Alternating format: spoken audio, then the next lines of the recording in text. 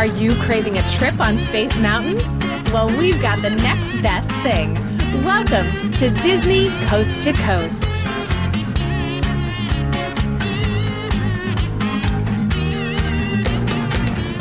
Hey folks, and welcome to Disney Coast to Coast, the ultimate unofficial Disney fan podcast. I'm Jeff DePaoli, and today on the show, I have Disney Coast to Coast patron Diego Parada Herrera joining me to finish up, for now, the Primetime at the Park segment of Disney Coast to Coast.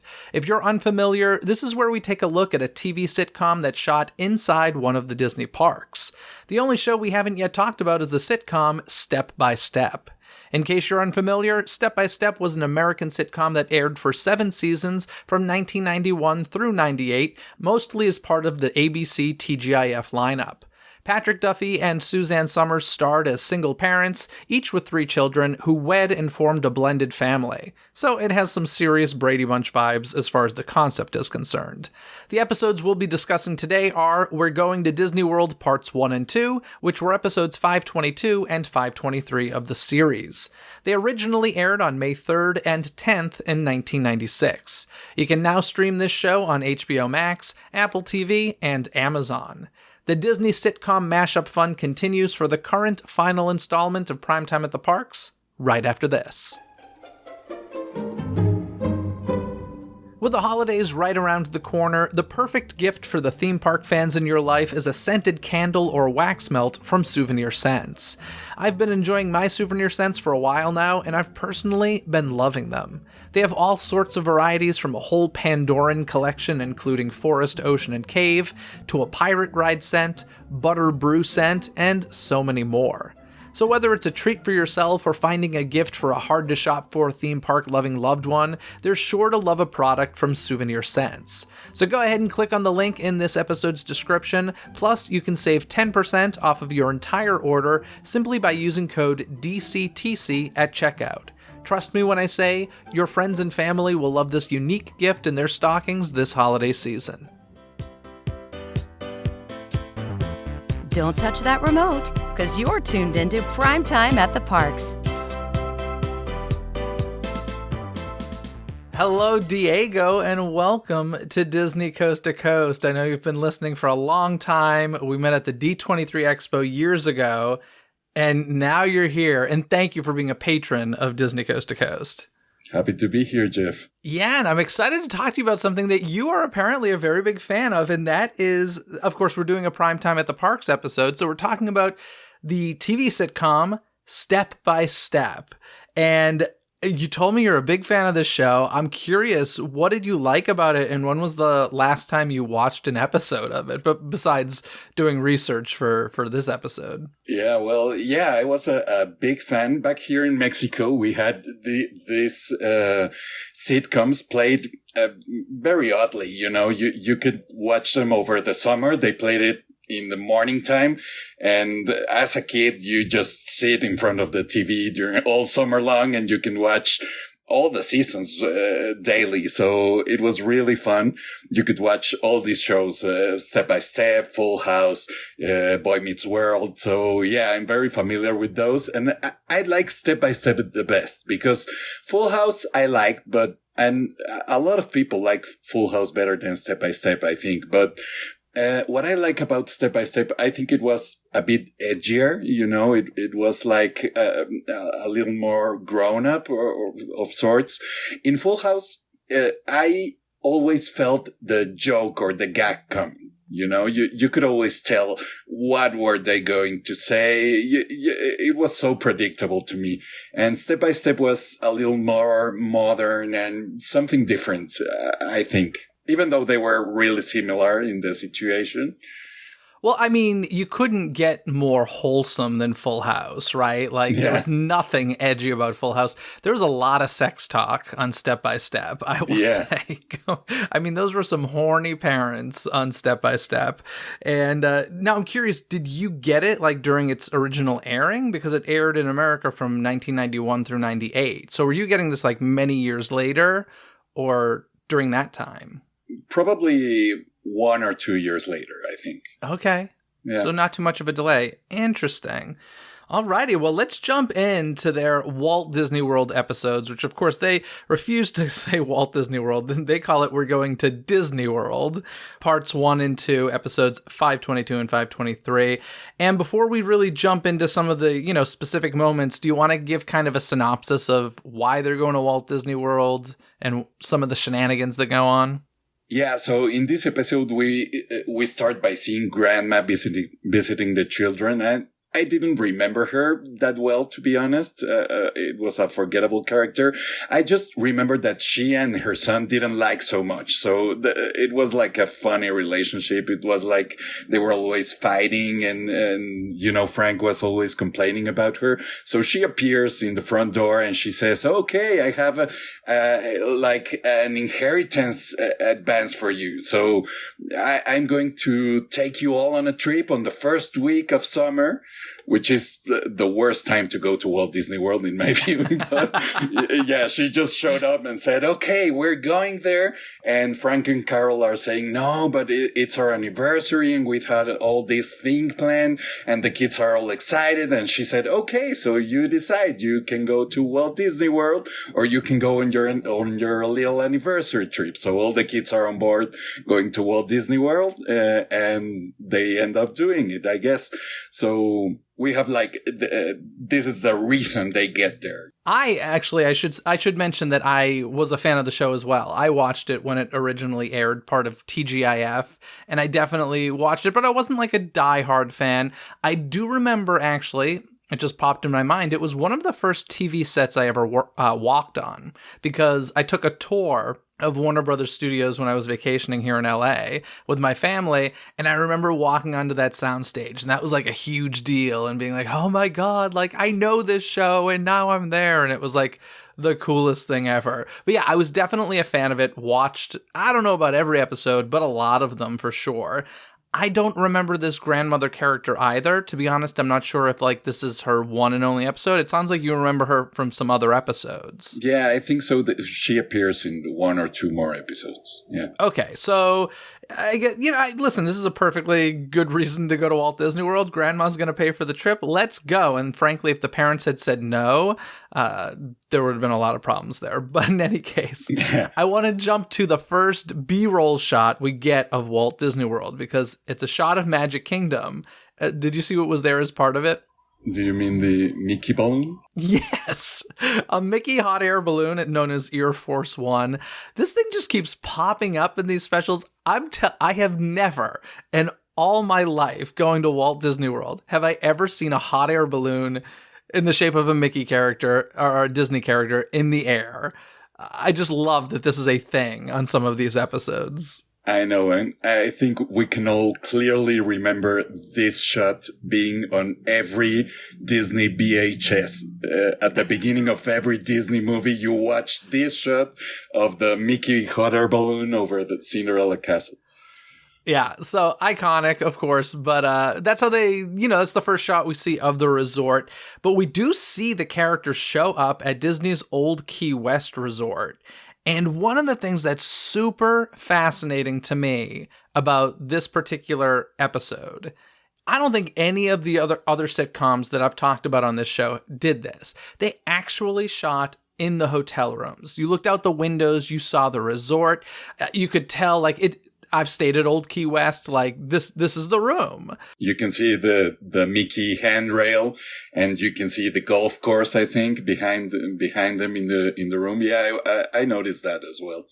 Yeah, so this was definitely props to them. It is interesting, though, they never mention where they are. They never say Old Key West Resort or anything like that. But yeah, they show up in a Disney Vacation Club vehicle, and that's where they're staying for their vacation, which is pretty cool. Now, a character is introduced in this scene that I gotta be honest, I don't remember Flash at all. Do you remember this character of Flash? I do remember him. I remember him. He was hilarious. He's like this good-natured character. No, he sees no evil in anyone, and he's always positive, and he is there. And I did a little research. I don't know if you read about this, but he stood in for Cody, for the cousin Cody. Yeah. So you needed a character like that to be part of the show. So when the actor Sasha Mitchell had all these troubles in his personal life, he couldn't attend the recording. So Flash was thrown in the series. Yeah, so Flash to me felt like a human version of Shaggy from Scooby-Doo. Like that was kind of the energy he had. And then, yeah, like you said, the actor who played Cody, he got into some trouble for domestic abuse. And so he ended up leaving the show. And I think Flash was only in like 5 episodes, I believe. And Frank had hired him as a handyman. I mean, it was kind of ridiculous that he was there. There was really no reason for it. But hey, this guy who did like 5 episodes of the series got to go do 2 of them at Walt Disney World. So like, lucky him is what I have to say. I know, and he has a big part. He plays a big part in these episodes. He does, indeed. In fact, his storyline is that he wants to break the Russian record of riding every ride in 4 days. Not only every ride, but these are the numbers they mention. These numbers are terribly wrong, but they say 107 rides, 197 restaurants and food carts, and 177 souvenir stands in 4 days. I did some research on this, and we're nowhere near 107 rides today. So back in 1996, before Animal Kingdom was even open, like, this is just inaccurate. But listen, I feel like everybody's talked about that. I'm going to do every ride in 1 day, and you try to get in as many as you can. But that was his storyline. That was his goal in this episode.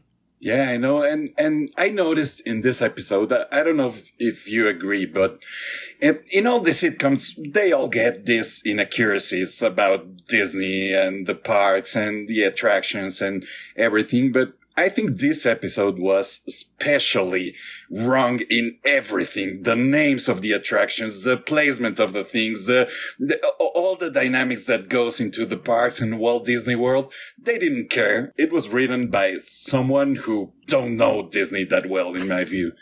Yeah, I mean, I don't think I felt as strongly about that as you, because one thing that they did do that I appreciated, that I feel like a lot of sitcoms don't do properly, is when he had to go to Epcot to do the rides at Epcot, we actually saw him go on the monorail to get there. Whereas usually it's just like they'll hop back and forth. There'll be no rhyme or reason for it. But I was like, okay, they actually like recognize this is a separate location. You need some transportation to get there. They did get that. But yes, as far as Flash, like one of the things that was crazy during this whole montage sequence, we have him running from like food cart to souvenir stand back and forth and like literally grabbing stuff and not paying for anything. It's like, okay, we can't even, back in 96, we can't even say, oh, Magic Band tap. No, none of that existed. Like, he was essentially stealing, but the cast members were handing him this stuff for free. Like, it was crazy. I know, to me, that was so unrealistic. And yeah, he's there, as you mentioned, to break this Russian guy's record that holds for visiting all the attractions. And at first, we see him, like, resting on a bench, no? So Mark and Brennan, the little kid, go up to him and said, oh, what are you doing? What are you doing here? I already visited 23 attractions. I'm on my track, no?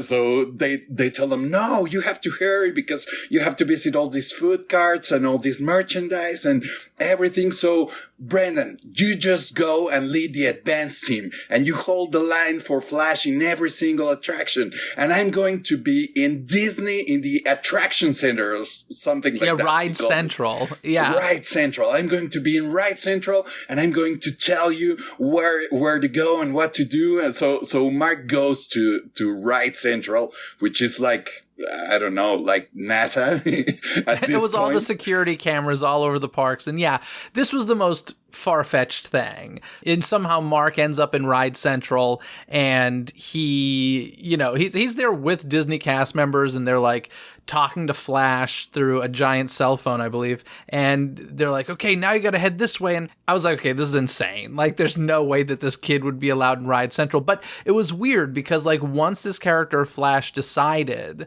hey, I'm going to break this whole record, all of a sudden the Walt Disney Company was like, fully supporting him, totally behind him. Like, cast members were doing everything they could do to help him out. And it ends, just to fast forward a bit, it ends on the stage in front of Cinderella Castle with a giant celebration with Mickey Mouse. And I'm just like, all right, this this would never happen. Everybody cheering for him. All the crowds are there waiting for him to break the record. Yeah, I know.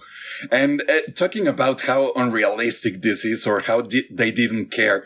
I remember that in Flash's storyline, Mark is at the right central, and he's calling Flash over the phone or this walkie-talkie or something. And he says, no, Flash is in Astro Orbiter, I think. And Mark tells him, no, you can't go to the extraterrestrial alien encounter. You have to go through Fantasyland and to Adventureland because the parade is going through. And I'm like, the parade route is not at Tomorrowland. So what are you talking about? The alien encounter is just in front of Astro Orbiter. What are you talking about? You're right. There were quite a few moments like that. But listen, the general person watching is not paying attention to that, just as Disney nerds. But yes, it can certainly be frustrating. Another thing, separate from this storyline, but like right when they get to Magic Kingdom, one of the girls says, do you want to go to the haunted house? And I was like, oh, man, but to be fair, that is kind of realistic. I feel like a lot of guests do say stuff like that, where you're like, it's obviously, we know it's the Haunted Mansion, but like a lot of guests would be like, let's go to the haunted house. So as annoying as that can be, I also think it's kind of realistic. Yeah, and I think the other sister, Al, responds like, no, I want to go to the Jungle Boat ride. Yeah, the Jungle Boat ride, right? So this is a very uneducated Disney family, or, you know, they need to listen to this podcast, essentially. So, too bad it didn't exist in 1996. I'm sure there's people like that they don't care. They just say, okay, let's go on the Jungle Boat ride and let's go to the parade. They don't care about naming and stuff. Yeah, and that's fine. I think that's most people, to be completely fair. But yeah, one of the moments at the beginning that I think is really funny is the moment where everybody decides they're all going to run off in different directions, and the dad ends up having to like hold on to everything. And it just makes me think, I'm like, everybody has this family member where it's like, for me, it was my mom. She didn't do like a ton of the rides. She's not an adventurous ride person.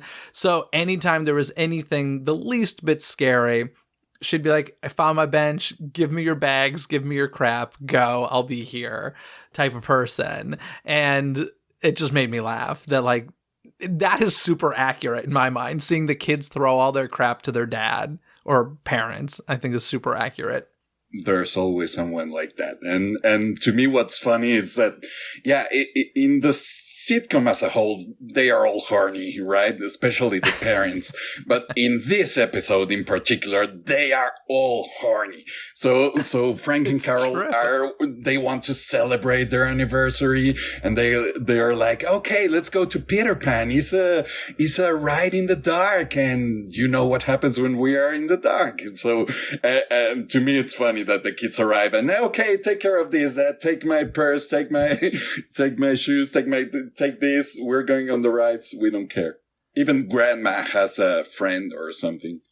Yeah, Grandma's horny, JT and his buddy is horny. Like, you're right. It should have been called The Horniest Place on Earth. That should have been the name of the episode.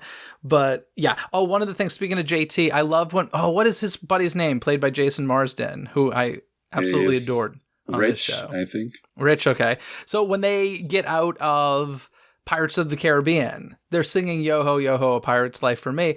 And then like they're like, Yo Ho, A Pirate's Life for Me. And then they start getting into the lyrics and they can't remember the words. And I'm like, you know what? As many times as I've ridden that thing, that's actually pretty darn accurate. I don't even know the true words to Yo Ho. You always get out of that ride singing the tune and you don't know it at all. Nope. It's true.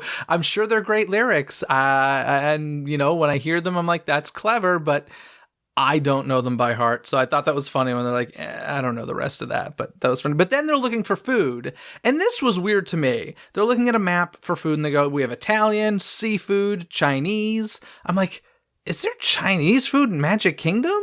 Was there? Like, I don't know any. Of course there's not. But there's also, well, they're looking for food because they found these girls that are like, oh, we're looking for something. So they start helping them. And it's funny because they say, okay, we have Italian, Chinese, which of course is not right. And the girls come up with, oh, we want to go to Panetta's. And I'm like, what? What's that? And JT comes with this idea of, oh, this is your lucky day, ladies, because I happen to own Panetta's. And I'm like, what's Panetta's? No, I happen to own the whole resort. Let me introduce myself. I'm JT Disney. So he passes himself for a member of the Disney family, which at that point, if I am correct, has had nothing to do with the company anymore. So, well, maybe Roy Disney and yeah.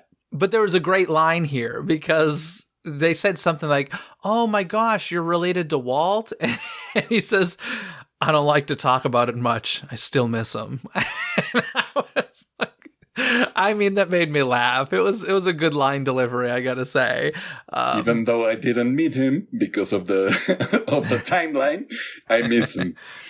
Yeah, so you're right. So I had the same reaction when they said Panetta's. And I was like, Panetta's? Well, no, I certainly don't claim to know every food location at Walt Disney World, but like I had never heard of Panetta's, and they're talking about it as this really high-end restaurant.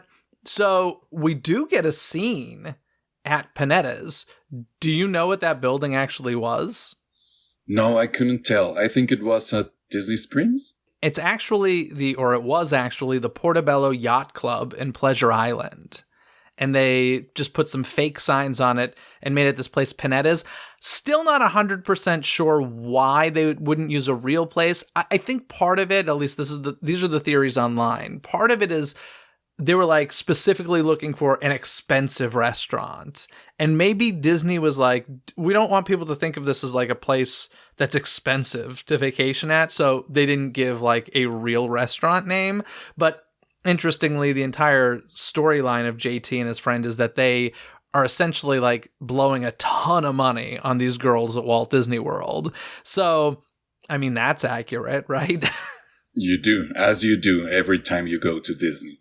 So this episode, of course, in 1996 was quite a long time ago. So it definitely has some nostalgia moments in there, at least for me. We got some stuff like in Magic Kingdom, we see Mr. Toad's Wild Ride, which hasn't been there for quite some time, as it's now Winnie the Pooh. One of the things that always shocks me, though, whenever I see Magic Kingdom Fantasyland, I am so used to Disneyland's Fantasyland that I can't believe that it still has kind of like the tent fair sort of feeling to it. I know like the new Fantasyland expansions have moved beyond that, but I'm always like kind of surprised that it doesn't have that European village feel of Disneyland. How about some nostalgia moments for you? Is there anything that you saw that you were like, oh man, I missed that, or oh, remember when? I loved at Epcot seeing Innoventions when Flash is doing all his record thing. He's like, I'm at Innoventions, and I'm like, wow, that's a throwback to me. You were a big Innoventions fan? That's so funny. I never spent too much time in there. I don't know. Back then we had a show in Mexico that was called like Club Disney or something. And the kids in the show got to Walt Disney World every time they could. So they showed off every single attraction and every single thing. So in that type of show, you had to make all these little things like a big thing, a big deal. And they talk wonders about Innoventions. Yeah, it wasn't a big deal, but I have fond memories of it, of my childhood going there and like, oh, this is the house of the future, you know, and this is the color lab and everything. I had a good time there. One of the things at Epcot that they showed that I'm just like, oh, I can't believe it's gone, is the Fountain of Nations. That they had a really kind of fun shot with Flash during his montage running past it. And of course, the fountains are going off. You see his silhouette as he jumps up in the air right in front of Spaceship Earth and such. I mean, I know it hasn't even been gone that long, but I just still can't believe it's gone. It's so crazy to me. It's totally different now, yeah. And you were talking about Mr. Toads, and I think it was funny when they were in the room, Frank and Carol, and she tells him like, okay, I'm taking you to Mrs. Lambert's wild ride. I thought that was really funny. I also liked seeing the old Tomorrowland sign entrance. I prefer the old sign. I know, and it's actually kind of weird that I prefer that because I tend to go with more minimalism design. That's just my preference. But I don't know. I think it's too minimal for me these days.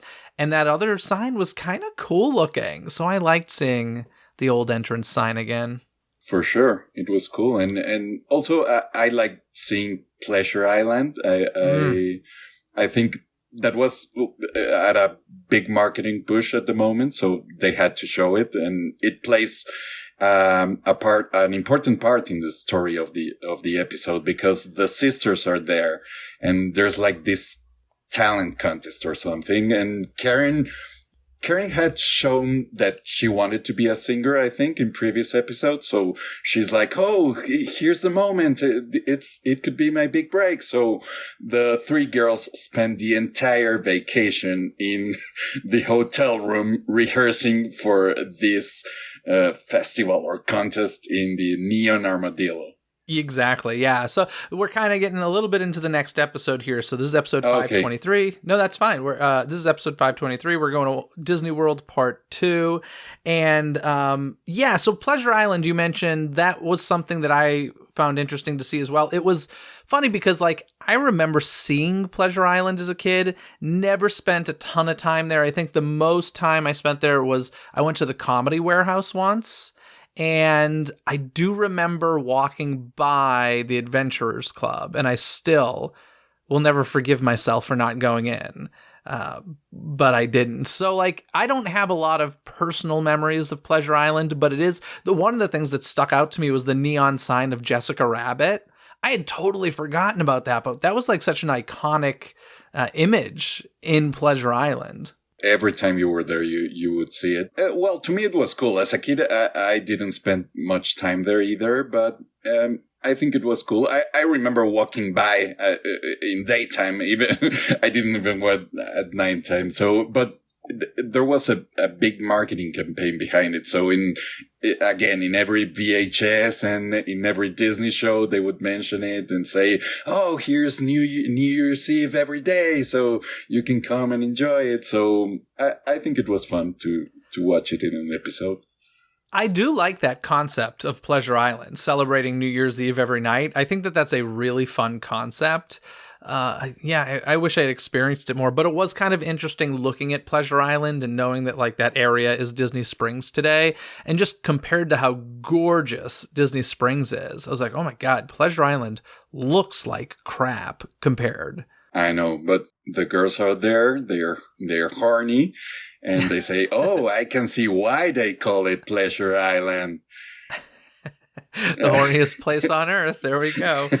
At the beginning of episode 2, we do start at the Indiana Jones Epic Stunt Spectacular, which, of course, I love. One of the things I found super interesting here is that they actually use the Indiana Jones music theme. And I was like, wow, they actually licensed that because Disney didn't own it at that point. And to hear that music play in the episode, I thought was kind of interesting, especially when it comes to something later where they chose not to use copyrighted music that I'll touch upon later. But yeah, they used, that classic John Williams score as part of the episode. And unfortunately, of course, Flash has to do this attraction as part of his doing everything list. And the show he's going to go to, he runs into a kid that's like, it's the number one thing the kid wants to do. And unfortunately, the show is canceled. Now, the response from the cast member is one of the most realistic things in the episode because the excuse is that it seems that Indiana Jones got waylaid by a tribe of angry nomads. And I was like, of course they would say something like that. Yeah, that is totally realistic. And Flash is talking to the kid, and the kid is like, yeah, I'm so excited. Indiana Jones is my favorite. And I saved it for last. And I was like, okay, that is unrealistic. A kid that loves some attraction is not going to leave it for last. Yeah, you do it for the second time last. How about that? Totally. Yeah, so the show's canceled, and Flash is like, "Oh, I can't disappoint this kid." So Flash Great ends impression of Flash, by the way. I mean, it's kind of what he talks like, right? Like I'm telling you, it's Shaggy. It's crazy. I gotta break the record. So Flash decides to perform the role of Indiana Jones, which, listen, it's a sitcom, I get it, but this is so far-fetched, it's ridiculous that he is just like, yeah, I'll play the role. And the Disney guy's like, all right, cool, show's back on. And now this kid is happy. And I love the line. I even wrote it down. Like, he says like, oh, can we talk in your office for a minute? Sure, why not? Yeah, a Disney cast member is going to tell you that. Okay, come into my office, no problem. Yeah, it was a bit of a ridiculous moment for sure. But listen, we got some Indiana Jones epic stunt spectacular, and that always makes me happy.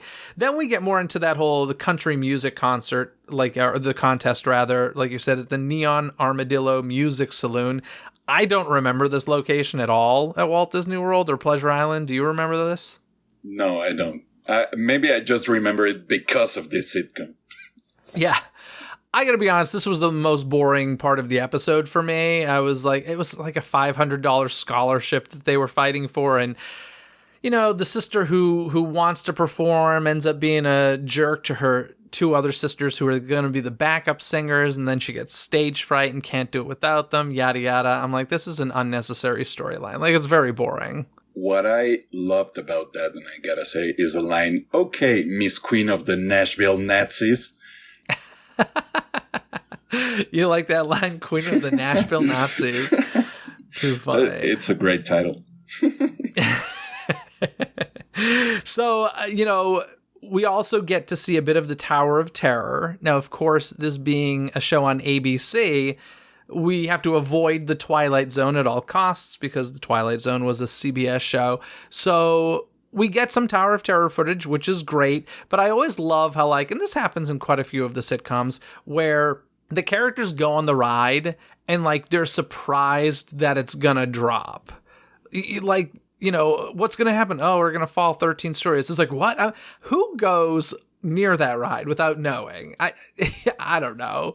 It was 96, so what? I guess the attraction had only been open for 2 years, but regardless, I always find that comical. It was an iconic ride since the beginning, right? It was at the billboards when you entered Walt Disney World. It was in every single commercial. They made a big deal out of it. You couldn't know, and you went through the queue, through the pre-show, into the elevator, and oh, nice view. And now what happens? We dropped 13 stories. What?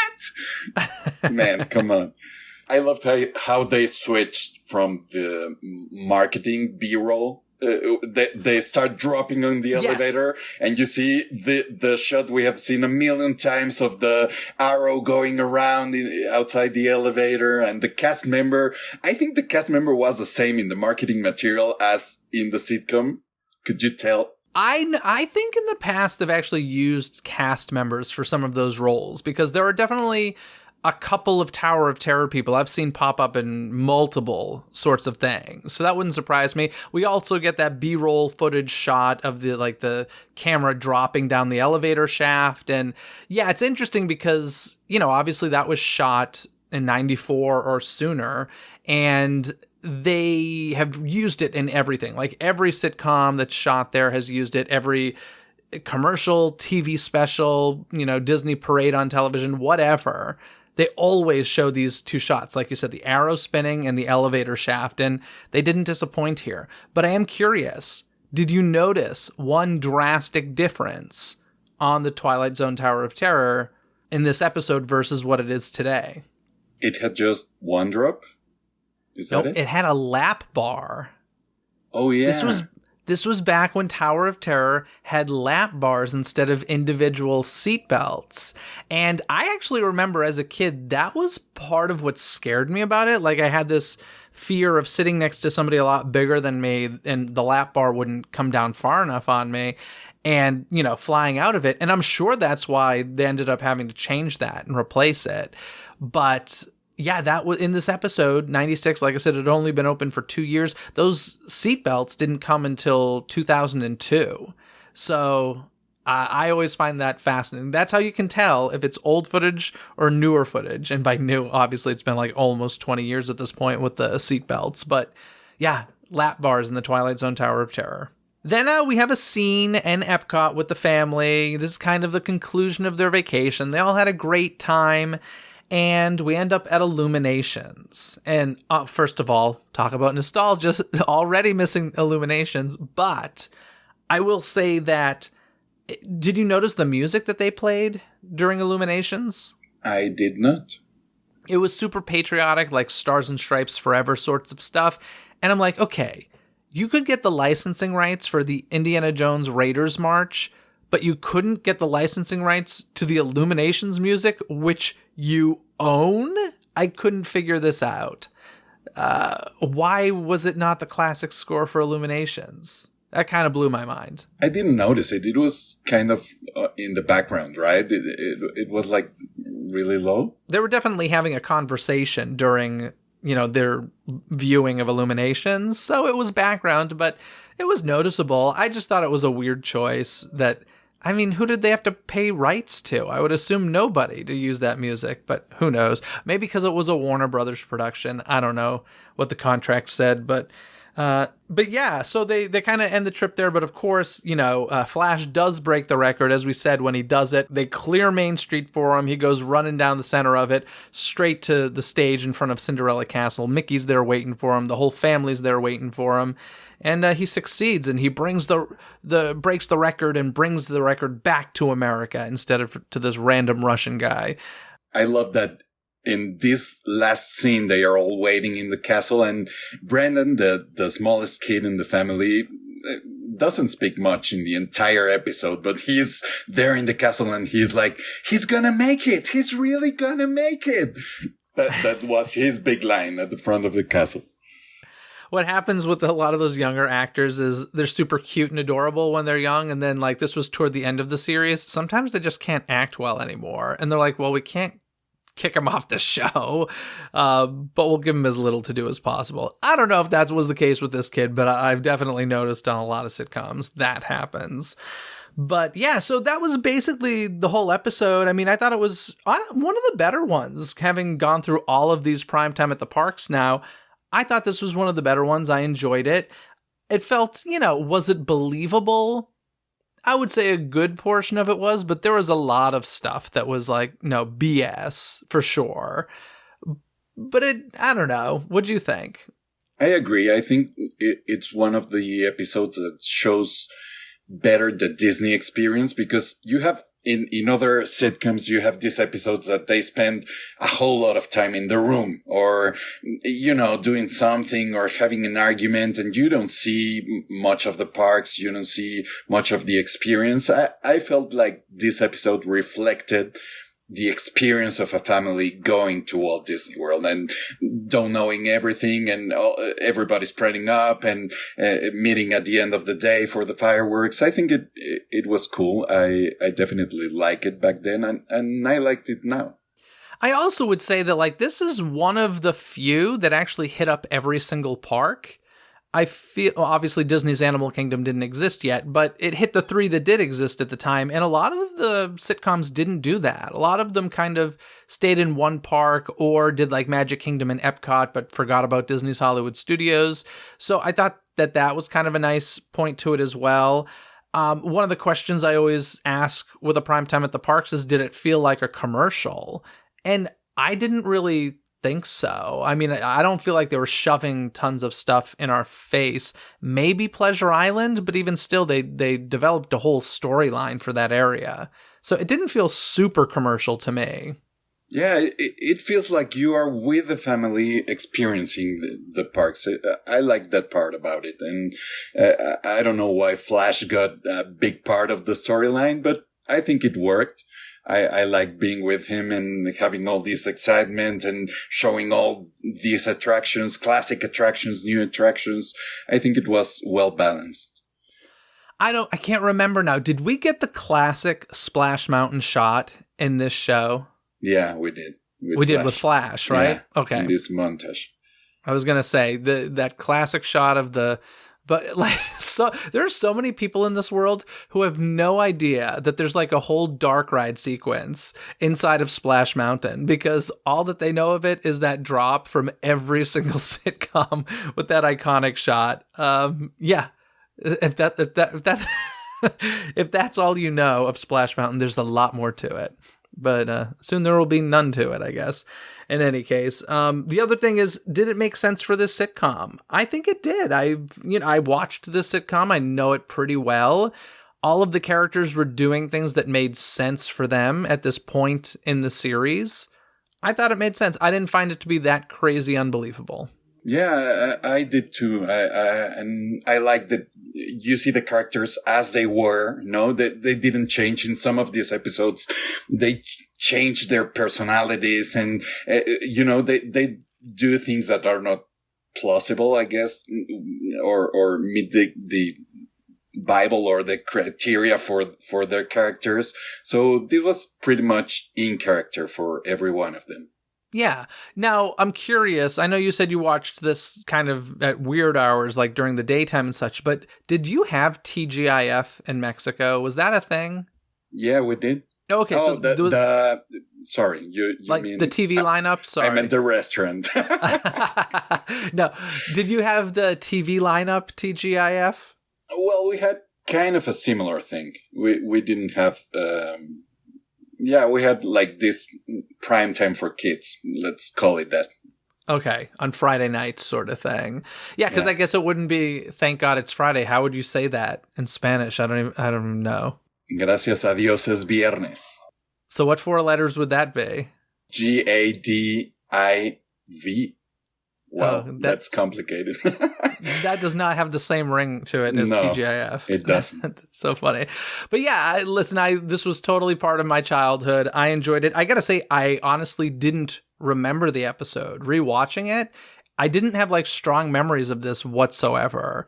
But I enjoyed it. And who knows, maybe one of these days I'll go back and watch the full series. It's definitely like some of those old TGIF shows, like I have a hard time sitting through now. This was one I was like, nah, this isn't too schmaltzy or anything. Like, listen, it's a TGIF sitcom, but it wasn't that unbearable. So I kind of liked it.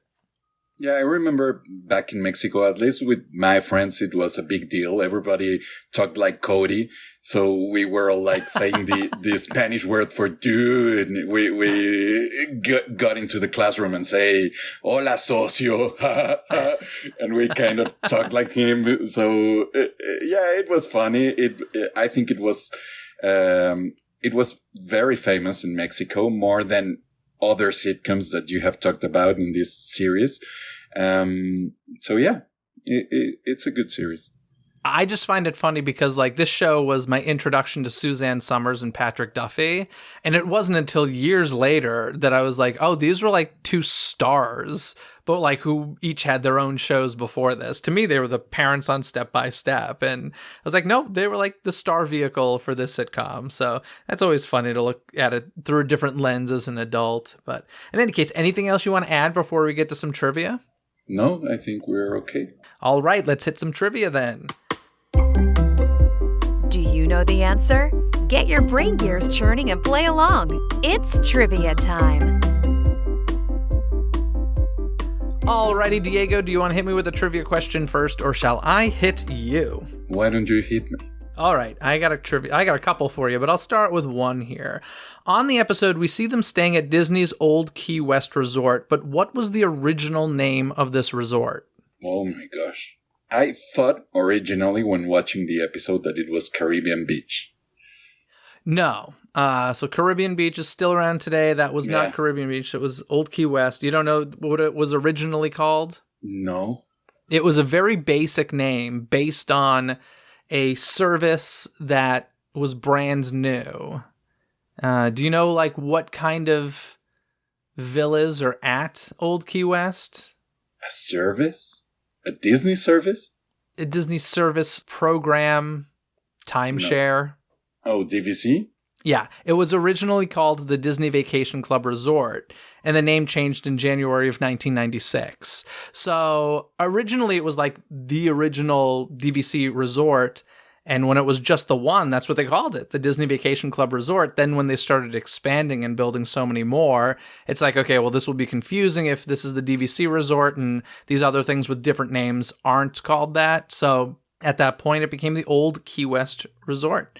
That makes sense because today. I noticed a lot of branding of the Disney Vacation Club. So I thought that was just promoting it. I didn't know it was called that.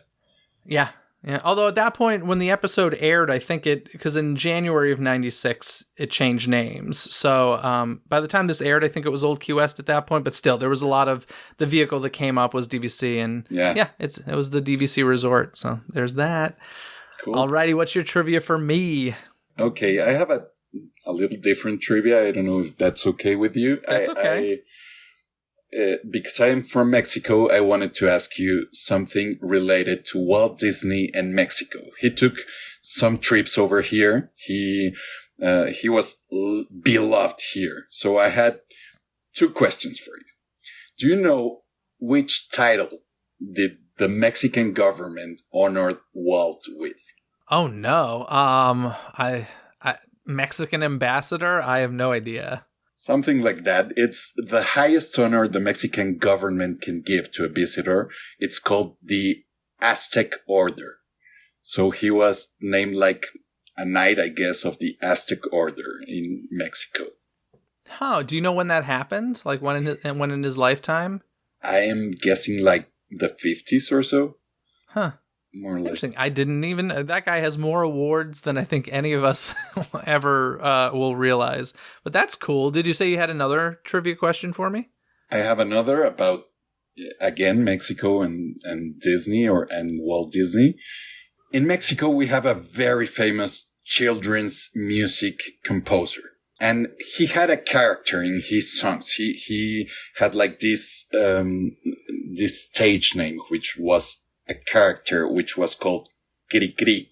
And it is based, the character of Cri Cri, in a Disney movie character. More concrete, in Pinocchio. It's a Pinocchio character. My guess would be Jiminy Cricket. He is. There we go. Yeah. So is that like something that was like created when you were a kid, or is that like something really old that's stuck around all this time? No, really old, and it's stuck around, and you still sing the songs when you're a kid here. Interesting. Huh. I did not know that at all. There we go. Some Mexican Disney trivia. I like it. I got one more for you. In the episode, we see the character of Flash perform the role of Indiana Jones in the Epic Stunt Spectacular. What other characters or celebrities have performed this role on television? There are 3 others I could come up with. I'm curious if you, and I've talked about them on this show, I think probably all of them. Whoa. Yeah. What I'm sure about it is Steve from Full House. Yep, Steve from Full House. The episode was The House Meets the Mouse Part 2 in 1993. Okay, and... No, I have no clue about the other 2. Okay, Kermit the Frog plays the role of Indiana Jones in The Muppets at Walt Disney World in 1990, which was a TV movie. And then Donnie Wahlberg played the role in New Kids on the Block at Disney MGM Studios' Wildest Dreams in 1991. Do you know New Kids on the Block? Yeah, I know them. Yeah, so Donnie Wahlberg performed the role, and those were all in like TV specials. Plus Flash, that makes 4. I think those are the only 4. I'd be actually really curious if anybody listening knows of any other celebrities or fictional characters to have taken on that role in the Epic Stunt Spectacular. Call in or write in or let me know, because I'd be curious to know. But those are the ones I can think of, and like I said, I just always love it that they fit people into that role as if like that's something that could happen. It cracks me up. But in any case, yay. Well, Diego, thank you so much for coming on the show. I really appreciate it, and talking about Step by Step. Thank you once again for being a patron of Disney Coast to Coast over at patreon.com/DisneyCTC. And anything you want to plug or add before we get going here? No, I want to invite everyone to join Patreon and support DCTC, which is the best Disney podcast in my view. People are going to think I paid you for that, but hey, thank you so much. I really appreciate that. I know you've been listening for a long time, and I know it was a pleasure to meet you at D23. I hope I see you at the next one, and thank you so much. This has been a lot of fun. Sure. Thank you, Jeff. I hope you all enjoyed today's conversation. As I mentioned at the top, this does conclude the Primetime at the Park segments of Disney Coast to Coast until a new sitcom hits the parks, as we've now covered every single sitcom that has had a Disney Parks episode. This includes Full House, Family Matters, Roseanne, Sabrina the Teenage Witch, Blossom, Modern Family, Blackish, The Goldbergs, Boy Meets World, The Middle, George Lopez, According to Jim, The Golden Girls, and now Step by Step. If I'm missing any that you know of, be sure and let me know. This segment began back during Season 5 of Disney Coast to Coast, but concludes today during Season 8. If you'd like to listen to any or all of those previous sitcom episodes I just listed, you can find a link to the Primetime at the Parks playlist in the show notes. On the last couple of episodes, we talked about the latest Disney news as well as a special interview with Muppeteer Bill Beretta as we discussed Muppets Haunted Mansion. I'll be back next week with more Disney news, followed by a special Thanksgiving conversation the next week. The easiest way to make sure you don't miss any of the magic is by subscribing to Disney Coast to Coast on Spotify, Apple Podcasts, or wherever you listen to podcasts. Wherever you search, don't forget, it's Disney with a Z, Coast to Coast. You can find any links and info mentioned in this episode by checking out the show note link in this episode's description. This episode has been executive produced by Robert Scontrino. Gain rewards like Robert by visiting patreon.com/Disney with a Z, CTC. And don't forget to leave a voicemail at 818-860-2569 to share your thoughts on today's conversation, or let me know which was your favorite Primetime at the Parks episode. You can find that number in this episode's description, along with a link for some free gifts from me to you. Other than that, folks, have a magical day. Bye!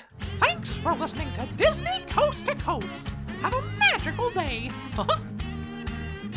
Disney Coast to Coast is produced and hosted by Jeff DePauli. Learn more about the podcast and become a supporter at DisneyCoastToCoast.com.